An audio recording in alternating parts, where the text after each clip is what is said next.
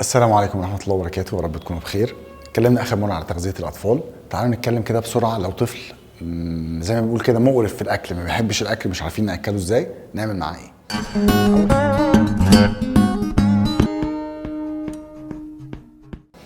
أول حاجة لازم نخلي وقت الأكل ده، عشان نعمل علاقة بينه وبين الأكل، لازم نخلي وقت الأكل ده وقت تجمع عائلي. بابا وماما قاعدين واحنا قاعدين بناكل، مش بابا بقى قاعد ماسك التليفون ولا ماما قاعده ماسكه التليفون، هو حاطط اللاب على السفره او قاعد بيشتغل او قاعد بيعمل اي حاجه، او مش قاعدين بقى مشغلين التلفزيون وعمالين نتفرج ومحدش مركز فاحنا بنعمل ايه.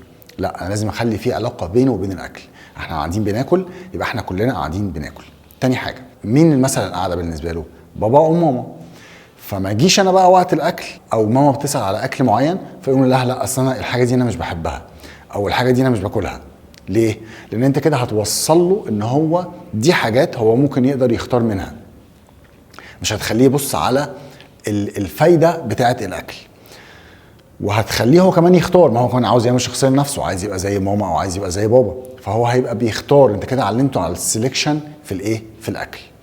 فيفضل ان انت الحاجات دي برضو ما تتقالش قدامه او ما تحصلش اصلا. كمان عشان نعمل علاقه بين الطفل وبين الاكل، يفضل ان انت وانت بتشتري او وانتي بتشتري الاكل تاخديه معاكي. طبعا انا اصل انا هاخده امتى؟ انا ببقى راجع مثلا من الشغل او انا مش عارف جايه منين، فبجيب معايا الحاجه وانا مروحه. الكلام ده كله انا معاك فيه وعارفينه تمام.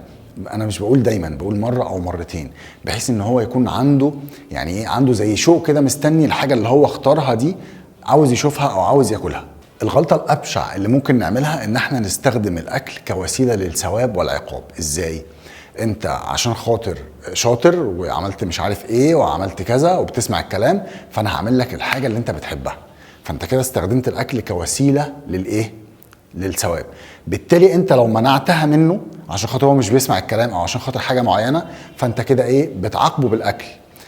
الاكل هو لازم يفهم ان ده حق من حقوقه، لازم يفهم ان هو بياخد منه فايده، فبالتالي مش من حق حد ان هو يمنع او يدي. الحاجه برضو كمان المهمه قوي ان انت ما تغصبش عليه ان هو يقعد ياكل، سيبه، ما تغصبش عليه وقت الاكل. حاجه مهمه كمان ان انا لازم اخد بالي من الكميه اللي هو بياكلها. قبل ما اقول ان لا ده هو مش بياكل كويس، لازم اعرف هو المفروض بياكل قد ايه. هو لغايه مثلا 7 أو 9 سنين فهو بياكل تلتين الكميه اللي انت بتاكلها، بس ده كده هو يعتبر بياكل كويس. طبعا تلتين الكميه اللي انت بتاكلها ده لو انت بتاكل كميه مظبوطه كاكل صحي، مش انت قاعد بقى بتضرب وبتعك وبتقول هو بياكل اقل مني او بياكل تلتين الكميه او مش بيوصل لتلتين الكميه بتاعتي.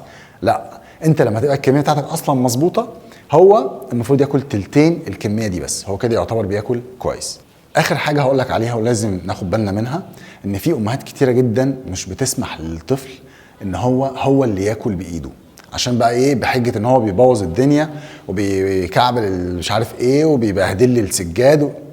لازم هو يبهدل، وحقه ان هو يبهدل عشان يقدر يتعلم ويقدر ان هو ياكل نفسه.